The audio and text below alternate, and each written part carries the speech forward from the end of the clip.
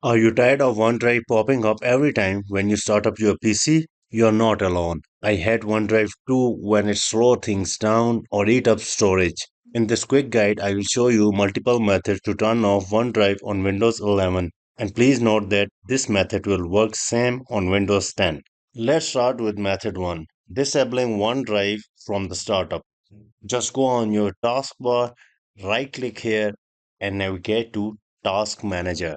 Here we want to navigate to Startup Apps.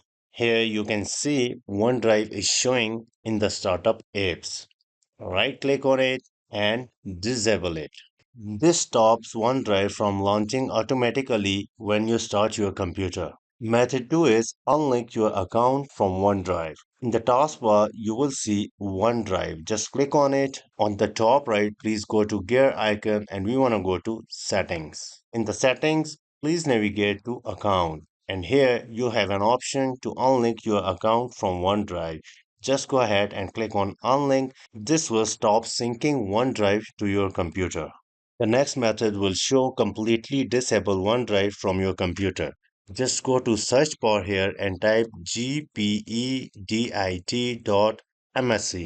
Go ahead and open this group policy. In computer configuration, go to administrative templates, then Windows component. Here we got OneDrive, and then in here we want to open this option, prevent the usage of OneDrive for file storage. We could go ahead and enable this and then click apply and then OK.